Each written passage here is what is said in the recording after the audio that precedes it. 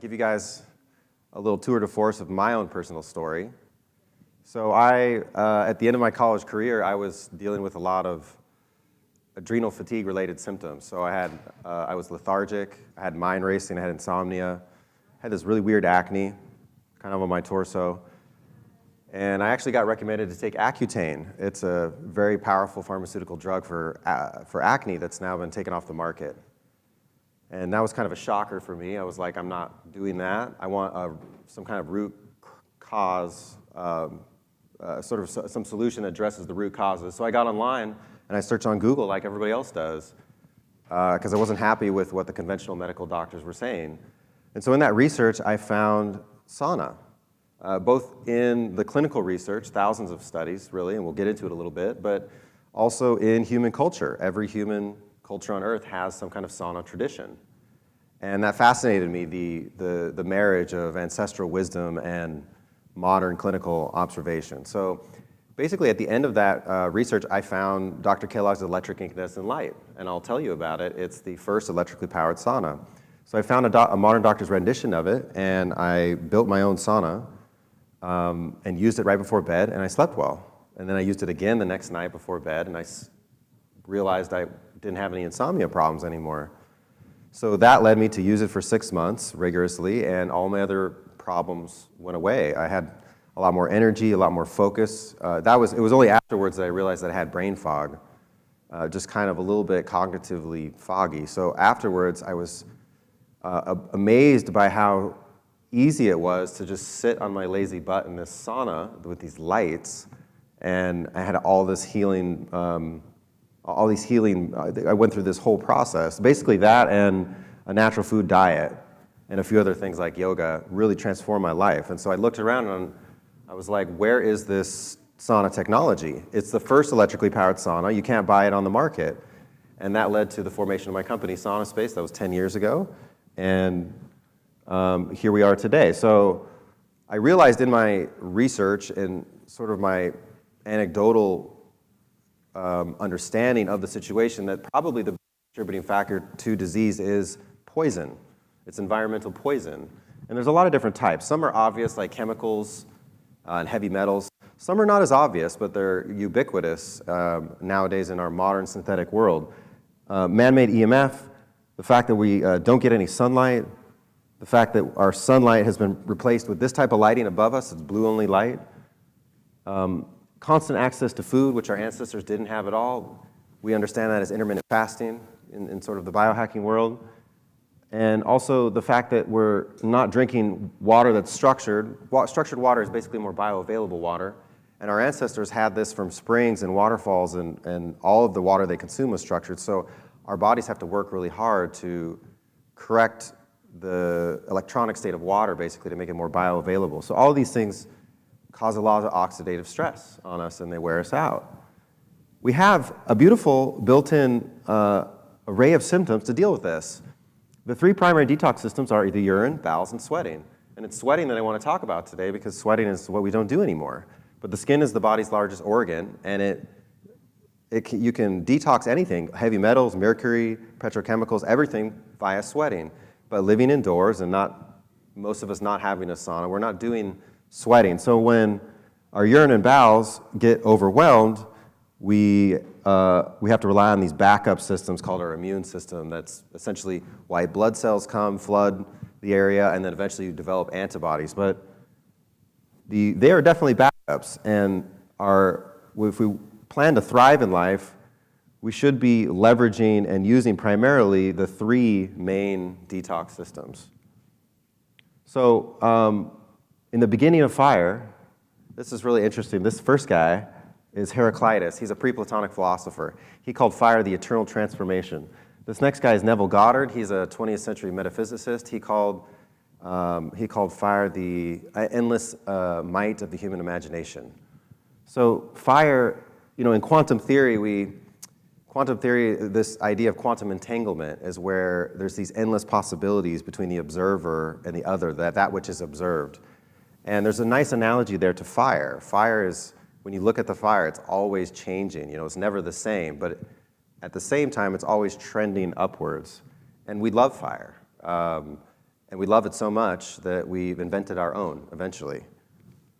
So probably 50,000 years ago, maybe according to some accounts, even 100,000 years ago, we figured out that we can recreate incandescent light on our own by burning wood and burning things. And so we've been doing this for a long time. And of course, this is all based on the sun. The sun nourishes all life on Earth. It's the great incandescent in the sky. So we figured out, hey, we can make our own incandescent light via fire. And it's not just the heat of the fire, it's actually the light. It's the near-infrared light from the sun that's healing us. And this is a misunderstanding a lot of people have. Ultraviolet light that causes vitamin D production and tans us, but also damages us because it's ionizing radiation, is only a few percentage of the sun. The sun spectrally is 40% near-infrared, but in terms of photons absorbed, so the power and the wattage of the sun that you absorb when you're outside, it's over 70% near-infrared. So the largest portion of the sun, when we go out each day, is not ultraviolet light, it's not blue light, it's not visible light. It's this invisible near-infrared emission that is healing us, and it's healing us via various systems in our bodies. So our ancestors understood this, and even before they made fire, they engaged in what's called heliotherapy, so sun therapy. Many human cultures on Earth had this, and still have this today, where you go out and you bathe in the sun at certain times of day for healing purposes. And in fact, the first use of like man-made light therapy pre-electricity was when they would put red stained glass on the window, and they put a patient that had lupus vulgaris in front of the window.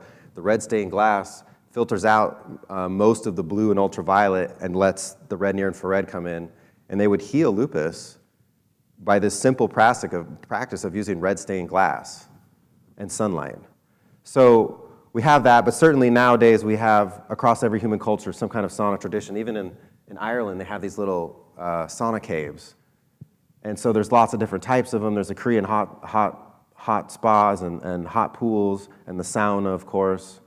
And so we eat light. We're light eaters. Much more than being biomechanical or biochemical, we're bioelectric.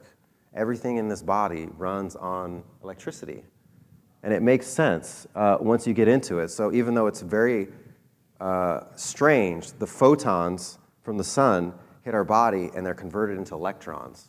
But that's why that's why the light receptor protein in the mitochondria is named the cytochrome C. It's the cell of light.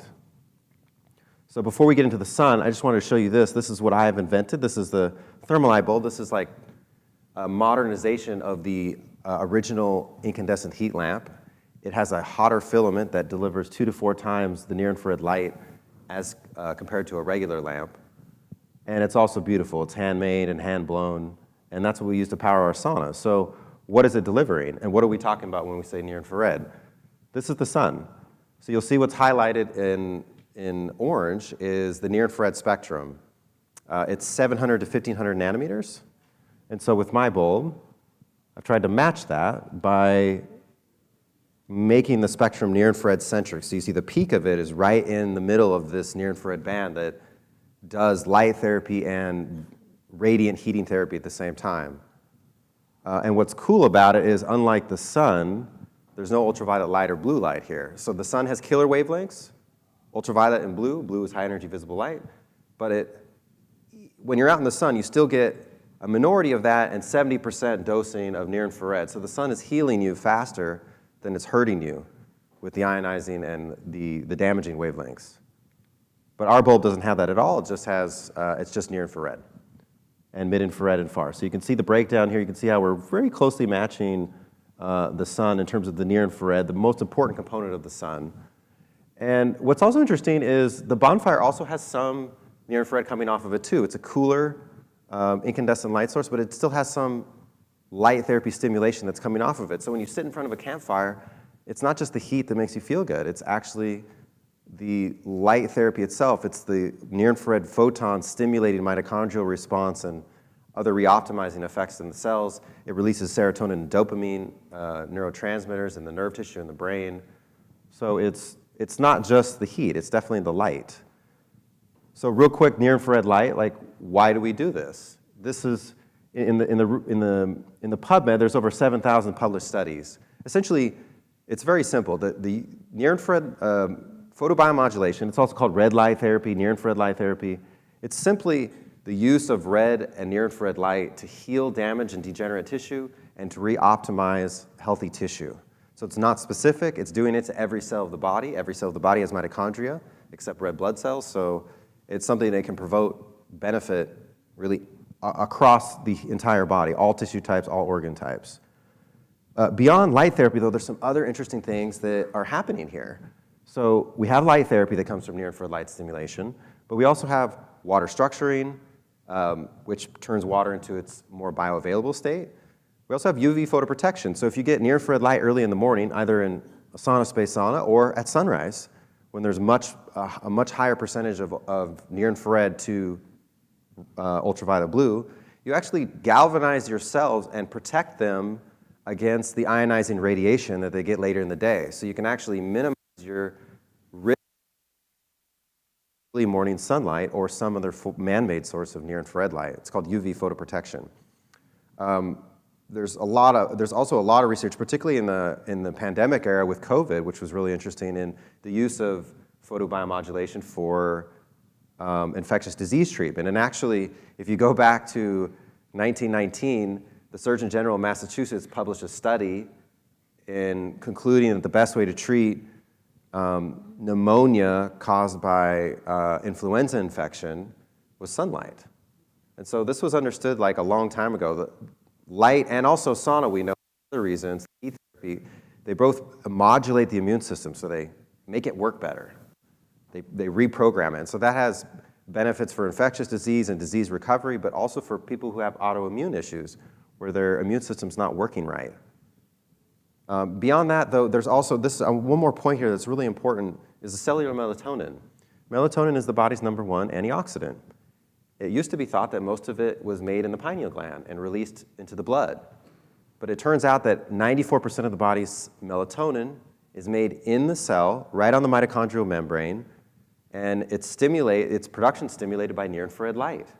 And so the body has a system of making cellular melatonin to neutralize all the free radicals. 95% of the body's free radicals are produced during cellular respiration right there at the mitochondria. So when we're out in the sun each day, we're not just healing ourselves, we're filling our antioxidant reserves for the day in every cell of the body, just to have the cell maintain itself and heal itself from the constant oxidative stress that's going on. It also is a great way to heat the body, which I'll talk to you about here in a little bit. Just a quick review of some of the clinically researched benefits. So with light therapy, we see reduction of pain, wound healing, you sleep better, your energy levels and vitality improve, you have improved cognitive function, which is not just recall, but it's also decision making and response times, and overall, sort of like overall mood and outlook on things. You feel better when you have near-infrared light exposure. So when we look at that sort of cellular and tisular effects, so when we look at disease prevention, we see it across every disease type, from neurodegenerative to autoimmune to cardiovascular disease, everything. We see improvement using photobiomodulation, using near-infrared light, which originally we got from the sun. So if that's the case, it's like, well, I want that. Why not do that in the sauna? Why not, while I'm already in the sauna, be doing all this light therapy stuff if it's so beneficial? And furthermore, why not use our understanding of incandescent light and how it penetrates tissue deeply to power a sauna? And so this is what I stumbled onto in my research, was Dr. Kellogg's electric light bath. So in 1887, the incandescent light bulb was invented. And then 3 years later, Dr. Kellogg, this is Dr. John Harvey Kellogg, so he had a spa in Battle Creek, Michigan, where he did a lot of things. He's kind of a controversial figure, as it were. His brother was the guy that invented Kellogg's cornflakes, which is kind of funny. I'll tell you that really quick. So they thought that overactive male libido was a problem in the earliest 20th century. So they figured they'll invent this really boring food to suppress male libido. And the irony, the joke's on us, because nowadays I think men have the opposite problem. So that was his brother, actually. But he was an interesting guy. So he didn't know anything about mitochondria. He just saw these lamps, and he's like, wow, we should do a sauna with this. There's something special about this light. And so he invented the electric light bath, which is here. And This is the photo for our photon therapy light that we make is a modernization of Dr. Kellogg's photo 4, all invented 130 years ago. So he used this in his spa in Battle Creek, Michigan. He tested over 50,000 chronically ill patients, over 200,000 log sauna sessions, and he created these protocols for healing pretty much every disease type, from skin to immune to cardiovascular, hormonal issues to neuropsychiatric problems. And you can read about it in his book. It's online. It's called Light Therapeutics. You can Google that. So I love this quote here. He just said, hey, the incandescent electric light bath, it's far more effective than a regular sauna for heating the internal temperature of the body. There's something about the penetrative nature of this light that's really special, and it works better than a regular sauna. All of this research, unfortunately, was kind of, I'm not going to say covered up, but kind of lost in time. Because nowadays, even today in 2023, it's really only Sauna Space that's doing sauna with this technology and saying, hey, this is different, even though this predates the far-infrared sauna technologies and the electric coil heater saunas that are used in most Finnish saunas. So why do we use sauna? We use sauna to live long and prosper. So here is Dr. Rhonda Patrick's article. This is from 2021. It's a summarizing article of all the research in sauna. It's amazing. I highly recommend you check it out. It's called Sauna Use as a Lifestyle Practice to Extend Health Span. You basically, when we say health span, we mean the years of your life in which you're healthy. So we don't want to just live long. We want to live well. And sauna helps us live long and well. So the most interesting study that's cited in there is the Laukanen study that was published originally in 2015 and then republished in 2021. And it basically found, following 2,000 Finnish males for 20 years and 25 years actually afterwards, that the guys that were doing sauna 1 day a week had 50% reduced risk of cardiovascular disease and heart attack. But interestingly, the guys that were doing sauna 3 times a week had another 30 to 40% reduction in that risk. And then they followed that same group for another 5 years looking at dementia outcomes. And they found the same conclusions, that the more that sauna reduces dramatically your risk of dementia and all-cause mortality, so your risk of dying of all things. And the more you do sauna, the better. So everybody should have a sauna, for sure. This is actually the only known therapeutic that has been clinically shown to do those two things together. And also, without pharmacological agents, without any invasive action, it's a very safe, any sauna, it's a very safe way that almost anybody can access, this benefit using it 3 times a week at home.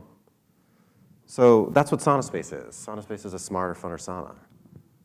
We are using the incandescent sauna technology, so we sweat faster, and I'm going to show you why in a second. When you sit in front of an incandescent light, it feels like you're sitting in front of the sun or the fireplace. That's because you're feeling radiant heat. It's heat that's coming from the photons in the air that are penetrating your body. It's not really the air that's heating you up. It's the actual light that penetrates and is absorbed by water. So it has a very joyful feel, this type of heat, that we don't get from a regular sauna or just a hot room.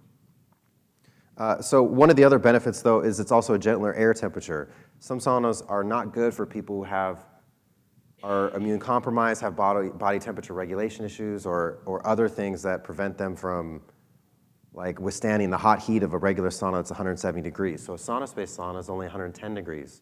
And yet, you sweat a lot faster. You don't preheat it, and you get inside, and you're done in 20 or 25 minutes, and you've sweat out a pound of water and raised core temperature 3 degrees, which is the point of sauna. If you look at Dr. Patrick's article, in all the sauna studies, they're sweating out a pound of water and they're raising core temperature 3 degrees in a classic Finnish sauna. So if you achieve that outcome, you've done a good sauna session. And in a Sauna Space, it's 25 minutes. In a regular sauna, it'll be an hour. In a far-infrared sauna, you'll preheat it for a long time in addition. And I should also mention that it feels better. Why does it feel better? It's not just the heat. It's, again, back to the light. The light therapy makes you feel good. So when you sit in an electric light bath, it's an enjoyable, energizing, fun experience. It's not a draining, kind of fatiguing experience, as some people report with regular saunas. So this is an important point to make that is unclear to a lot of people. Like most of the saunas on the market are far infrared saunas. They're using far infrared wavelengths that are highlighted here in light on the right, 3,000 and greater nanometer wavelengths to heat the body. And the difference is, and near infrared is of course on the left, highlighted in dark. That's 1,000 or 700 to 1,500 nanometers. The difference is water. So our bodies are mostly water, 99% water volumetrically, and water absorbs light. And you can see that here in this graph. So near-infrared light is not well absorbed by water. Near-infrared light penetrates many inches into the body. Far-infrared wavelengths, because they're absorbed by water, they're never going in more than a millimeter or two. So they're essentially heating you from the outside in, like a regular sauna. When we use near-infrared light to heat the body, we're immediately heating the deep organs in the very first second. So that's why a near-infrared sauna makes you sweat faster. Near-infrared light penetrates the most deeply into the body. And in fact, if you look back also at the light therapy research, if you want to do photobiomodulation to your brain, don't bother with red light, because the red light also doesn't go in deep. It's blocked by the bone tissue. The only wavelength that penetrates bone tissue is near-infrared at about 835 nanometers.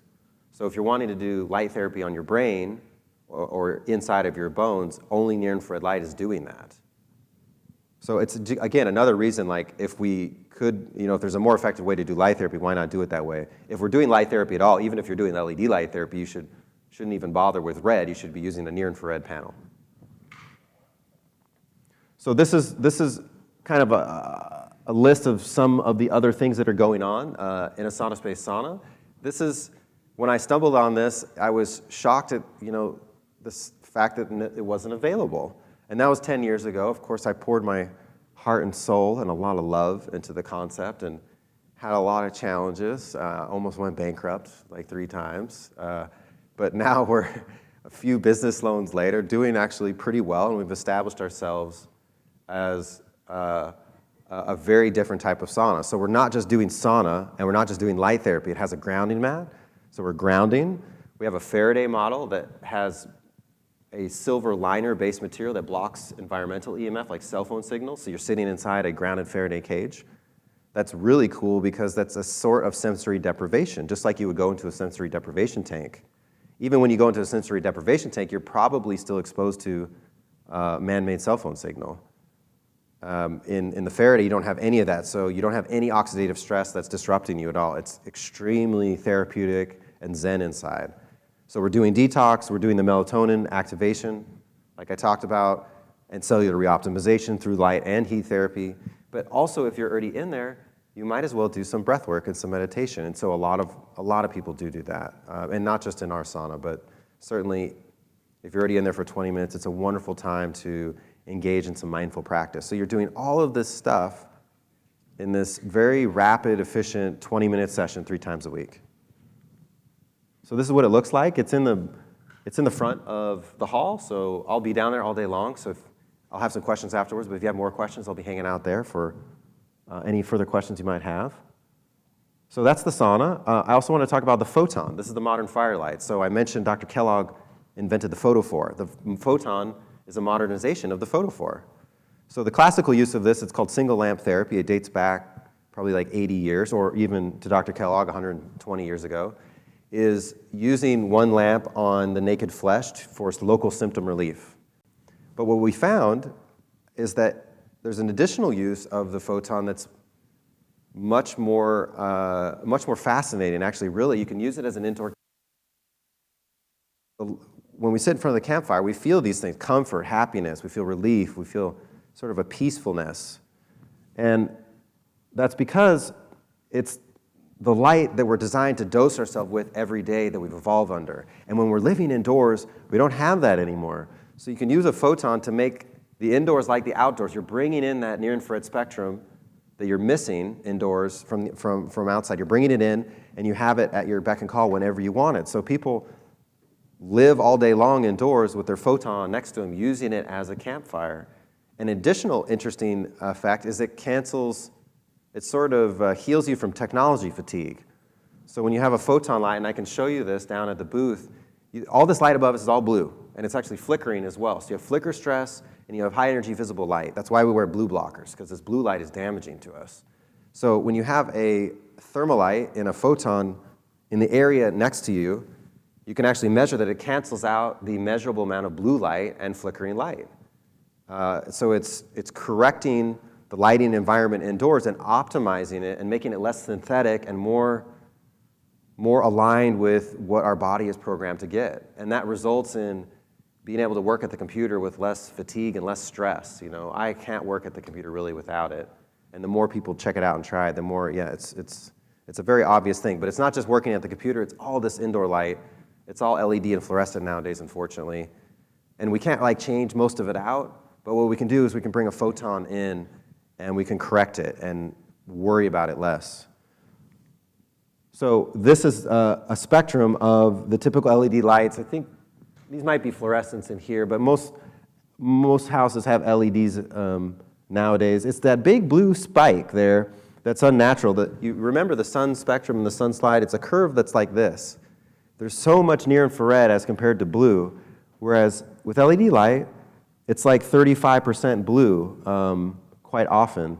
And that's basically a big spike that's stabbing you in the eyes and stabbing your cells and stressing you out. And we're also disrupting our circadian rhythm by not living according to this cycle. You're not supposed to get blue light after dark. It's another amazing benefit of the photon is you can use it as blue light, flicker light free after dark and not expose yourself to the sleep disrupting effects of blue light.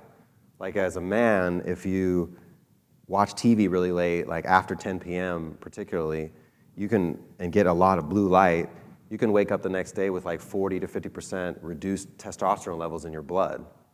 And you know, from one day to the next, you know, you can recover from that, but if you think of doing that day in and day out, it's very damaging to our health, and obviously for women too. So blue light is good, but only in the day. After dark, you only want near infrared, and our ancestors understood this, and they had campfires and bonfires. Yeah, and so this is just the light cycle of the day. You can sun gaze in the morning and also at sunset and get basically only near infrared light or very little blue ultraviolet. So if you're going to go out in the sun, it's okay to be out in the sun in the zenith of the day, in the midday, but you want to make sure you've already gotten some early morning sun to UV photoprotect your cells, especially if you're fair-skinned. It's less ideal to wait until 1 p.m. and go out and put sunscreen on and bake in the high blue ultraviolet light of the day. But then at sunset too, ultraviolet light and blue light are higher frequency wavelengths, so they end quicker at the end of the day, and that's why the sun sets red and near infrared, because there's no blue or ultraviolet, really almost nothing left.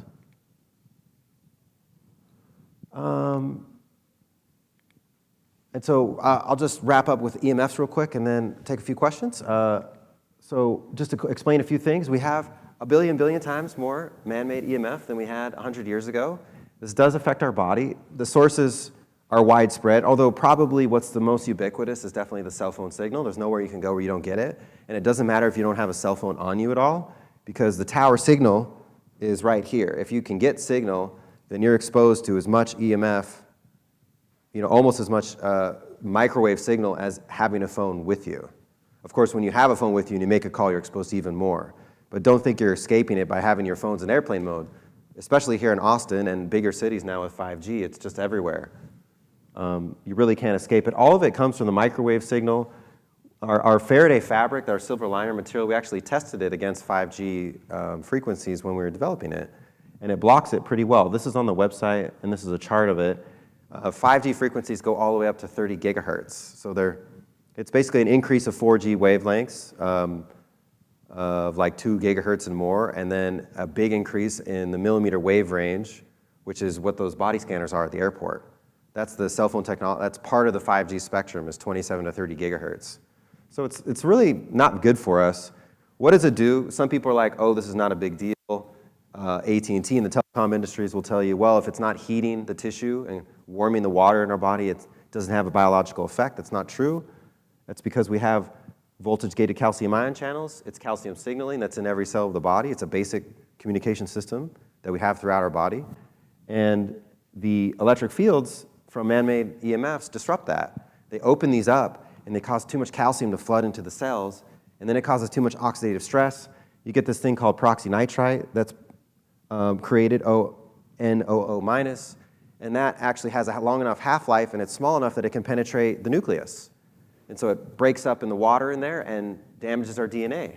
So when you wear a cell phone in your pocket for 3 days, it's equivalent to X-ray in your gonads. And if you don't wear a cell phone, you're still getting this like slow dose oxidative stress all day long, all night long.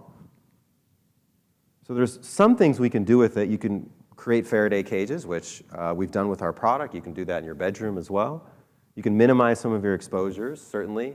But it's like, okay, well, what do I do about the stress that's hitting my body? Is there anything I can do to recover? And this is the last thing. I think this is fascinating. Sauna reverses the damage of man-made EMF. And this is actually Dr. Martin Pall's research, the same guy that discovered the connection between electric fields and human biology. He's out of the University of Washington, Dr. Martin Pall. He has some research showing that when you do sauna through the vascular shear stress and the production of tetrahydrobiopterin, BH4, you actually reduce the concentration of peroxynitrite in your body, in your blood. And so when you get in the sauna, on top of all those other benefits you have, you're also reversing the damage of man-made EMF. So it's another way in which sauna is re-optimizing you. It's literally EMF detoxing you, as it were. So there's absolutely no reason not to have a sauna of some kind. And there's so many options, but ours is definitely the best. And we have it here. You can try it out. If you didn't have a budget for a sauna, you could even turn the water really hot in your bathtub and get in it and stay in there for a while and get a mild sweat going on. Yeah, I have some more slides, but that's it for the day. We kind of ran out of time. Did anybody have any questions? Yeah, Mark?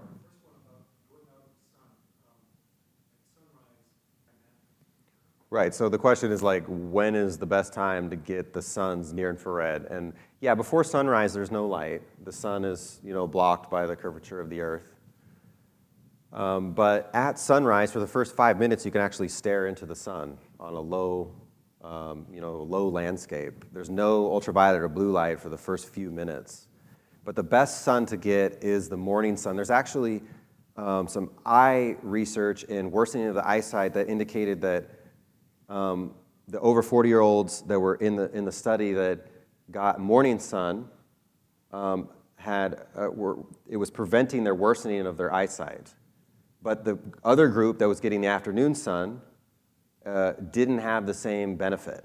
There's something about the morning sun versus the afternoon, and obviously at the end of the day, you also have that period where it's mostly near infrared right at sunset. But there's something about the morning near infrared light that's particularly healing to the body, and I think that's just because we're biologically programmed to wake up with the sun and be out right there early. So the best time is in the morning. If you're only going to get sun a little bit of the day, is to get the morning sun. If you're going to get a lot of sun in the day and you're going to be out at midday again, like I said, you really ought to get that early morning sun to protect yourself and galvanize yourselves for the larger amount of ultraviolet that comes. And that's been shown to prevent sunburn, basically. Yeah, I used it in the beginning right before bed for a long time because I had some severe sleep problems, and using it before bed made it go away. Eventually, as my body reoptimized and corrected, my homeostasis was better. I prefer it in the morning because it calibrates me for the day. It gets me totally centered and zen for the day. But for those of you with sleep issues, definitely, you can use it right before bed. There's no blue light at all. Some people find it, stimulating, but the vast majority of people, particularly people with sleep issues, find a lot of benefit there. And that's also some research I didn't talk about, but dramatic temperature changes in the body improve sleep. So we see that both with cold therapy initially, but then later research indicated that sauna does the same thing. There's something about changing the body temperature 3 degrees and then having a return to its resting state that induces a powerful parasympathetic relaxation. And then when the nervous system is relaxed, it's in the state it's programmed to be in to go to sleep. Something paradox.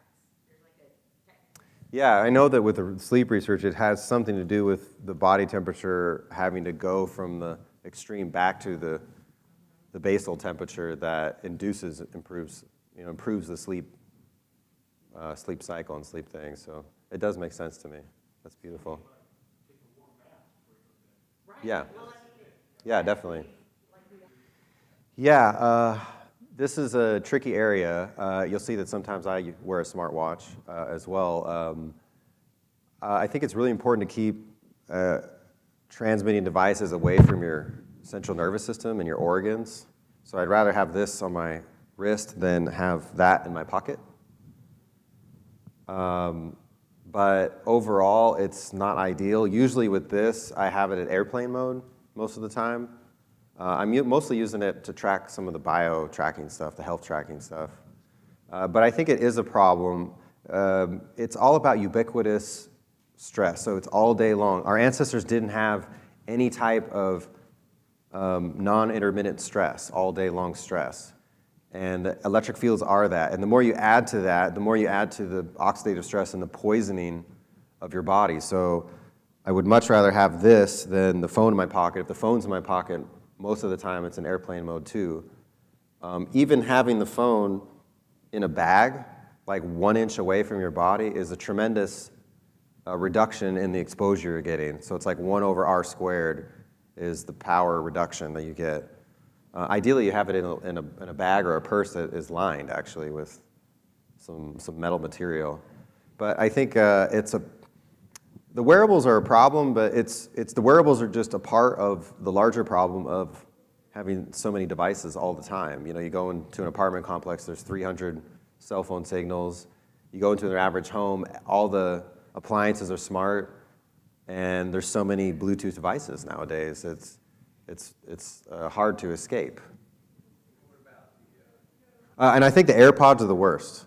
Yeah, and if you look at the research in terms of the RF strength, the AirPods, the ones that go in your ear, are the worst. Like even the ones that are bigger are keeping the signal an inch away or so from your inner ear. It's all somewhat better. Ideally, you wear wired headphones. I also, wear wireless headphones sometimes when I travel and stuff, but any type of long phone call, I use a wired headset. It is important. It is important because it's a very high wattage, and particularly the newest transmitters. So some of them, they program so you can turn them off on a schedule, and that's what I do. Actually, where I live now, I just unplug it. I have a new place I'm living in, but yes, I turn that off. I turn everything into airplane mode, every single thing I have at night. And ideally, though, you shield your bedroom. There's shielded canopy products you can get, but you can also use graphite-based shielding paint that's available online to block cell phone signal from getting into your bedroom and disrupting your sleep. Yeah, so the question is, does sauna space offer light therapy? The answer is yes. It's doing the same thing. It's doing it with near-infrared light. So we're using near-infrared light, but you can also find LED versions of that, and you can also find laser versions of that. It's doing that in the sauna. So when you're in the sauna, you're getting a powerful daily therapeutic dose of near-infrared light therapy, which is the wavelength that penetrates deeply. So we're doing light therapy in every cell of the body, in the deepest organs, in the brain, during that 20-minute session that you sit in front of these lights and you're heating the body up to sweat. It's 2 in 1. Yeah, the light. Yeah, instead of divorcing these technologies and saying, okay, I got my sauna and I got my light therapy and I got my this, you can do them both together, and your sauna session's really quick and to the point. So you're getting all of it. There's certainly some use for those other products, particularly like some of the laser-based near-infrared therapies. But they're more in clinical environments and practitioners' offices that are using it. This is a way you can do it at home, and this is not just the smartest way, this is the original way. This is the electric light bath. This was the first way that we did electrically powered sauna, was to do it with light therapy at the same time. Yeah, you can amp it up. That's more of the biohacker sauna. I gotta go, but well, I'll be down at the booth, and you're welcome to stop by all day and answer any questions you might have. You have to try it out. It does definitely feel different. Thank you. Thank you, everybody, for coming.